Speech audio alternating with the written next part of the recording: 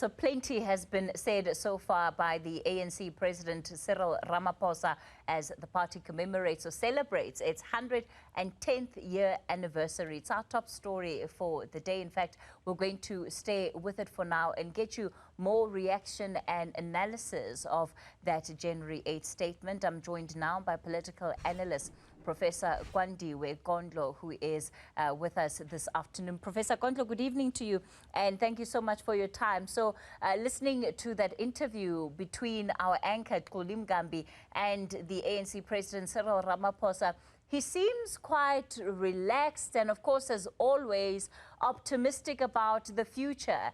And yet, his demeanor would not be a true reflection of what his time in Polokwane over the last week has necessarily been like. Yes, and he has a way with words.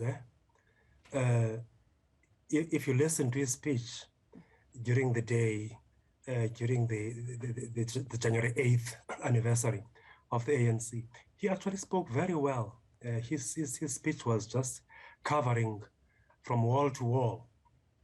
And his demeanor really is like somebody who's not really worried about what's going to happen at the coming conference in December 2022. I am actually confident that he does enjoy good support within the National Executive Committee. And I also think many regions during their conferences are going to directly or indirectly throw weight behind him. The guy has really tried his best. In fact, it was not going to be difficult for anybody who takes over presidency after Mr. Jacob Zuma. It was not going to be difficult, Kathy, for anybody. It has not been, it has been very difficult for him, as we can see, but he has really tried his best. And I think he has every reason really to be relaxed. Of course, it's not going to be smooth sailing. That's part of what we have seen again over the last couple of days, that the divisions that we're told of that exist in the ANC are manifesting themselves in different ways, whether it's by way of that Women's League conference that we saw and the Pretoria News following it up with what it said were reports of potential disruptions to the president. We had the ANC Youth League members storming an address that he, of course, was giving yesterday, again in Polokwane. Heightened security around the president, given the fact that there seems to be concerns around safety and security in general, but especially around him as the #1 citizen. Yes, Kathy, absolutely right. In fact, I expected him to raise very prominently the issue of security in his address to ANC supporters today, because it's a worrying factor, Kathy, to be honest. Because in a country, once you have disgruntled intelligence operatives who have resigned, you have a lot more others, very disgruntled, but remaining within the system, you see. And you have the presidency shifting or completely closing down the intelligence department and moving intelligence to the presidency. You see, that is all very, very risky. I hear the theory that, look, he's done something which is followed by other democracies. But those are democracies with completely different circumstances compared to ours. It's a risk he has chosen to take, but I'm hoping that it shall work positively for security and stability in the country. Professor Kondlo, we also had the SACP's Blade Nzimande linking the fire that we saw in Parliament, in the last week or so to the July unrest that we witnessed in 2021. He's a senior member, not just of the SACP, he's also a member of cabinet, so he gets to sit in a lot of the briefings that we as ordinary members of the public would not be privy to. Is it reasonable for us to expect that when a leader like Nzimande says something like that, he would provide evidence that shows that he's not just speculating? Because, of course, political speculation in and of itself also has consequences, and we're dealing here with matters of national security, and it's an issue that we cannot afford to have being politicized. Yes, I'm not sure whether Dr. Nzimande would be able to back up his statement with any concrete facts. You see, Kathy, when you deal with intelligence issues, intelligence-related conflicts, I must tell you, it's very difficult to find hard evidence to back your assessment with. Intelligence wars, they say, are very difficult wars. That's why it's always important not to have your intelligence divided. I'm not sure what was the source of Dr. Nzimande's statement, but at the same time, Kathy, you can't dismiss what Dr. Nzimande says just offhand like that.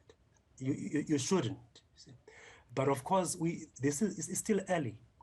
We need to give the investigations a bit of time, and we need to give the issues a bit of time so that we get to analyze more in-depthly the structure, the undercurrents, and so forth. But one worrying factor, I repeat it, you see the divisions you find in South Africa's intelligence agency are very worrying. And I hope the president, by bringing that agency under the wings of his office, he's going to be able to help sort out numerous problems that are facing that agency. But it's dangerous to do so, but it's doable. In reflecting on the path of renewal that the ANC has, is setting on, the president also spoke about bringing together a committee that's going to be strategizing on Vision 2032. This is for the ANC. And yet there are many commentators who don't believe that the ANC will still enjoy a majority by 2032. When you look at the statement, is it a statement that is responsive to the current state of the ANC and where society is today and the kind of problems it needs to be addressing that affect the lives of South Africans today to ensure that there will be an ANC in 2032? Yeah. That's a difficult one. For the first time, I say it's a difficult one when you're talking about the future of the ANC. Yes, it's a big organization you find all over the country, but the state of the ANC it's terrible. I'm actually running out of words to describe it. The politics of precarity have literally taken over the ANC from branch level. You see? And I'm not sure how President Ramaphosa is going to make sure that all these ideas he enunciated during the January 8th statement address are going to be actioned. Actioned by who? And how are they going to measure progress on what they are trying to do? You see, there's one very little thing lacking in the ANC today, especially amongst ANC members. It's sincerity. You see, the guys are very insincere.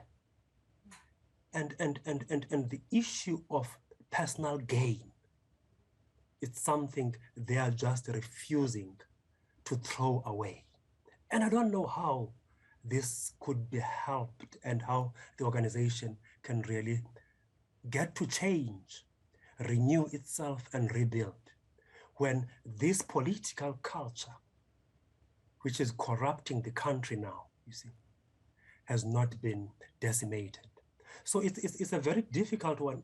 While I think probably the ANC would still be there by 2030, and really not a significant majority in the country, but still in government, in collaboration or in partnership with some existing opposition parties, one can only speculate because the situation in the ANC is extremely bad. The reality that the party also has to deal with is that society is not standing still, waiting for it to get its affairs in order. There are different opportunities that are coming up for other players within the political space, and there are different issues that become more pressing to society in general than just whatever's going on organizationally. Do you think we're moving into an era where the ANC will no longer behave like an ostrich, you know, that's got its head stuck in the ground? You see, one other fear I have, Kathy, besides the ANC moving in that direction, you see, it's the impending social collapse that you're finding in South Africa, you see, where people are so desperate, where some communities are in despair, where you find young people prepared to do anything as long as you can give them just a couple of hundreds or thousands. This is very dangerous for the future of this country. And the ANC doesn't seem to be dealing with it more appropriately, also because of its own character and its own internal ructions and corruption. But once we have a serious state of social collapse in this country, it's going to be mayhem all over. And it's a pity that, I say it's a pity, that the ANC is still enjoying this kind of majority, and it's not changing, it's not renewing itself as it is supposed to. It's also a pity that we don't have a strong alternative to the ANC to direct the passion of the black majority and perhaps find a solution.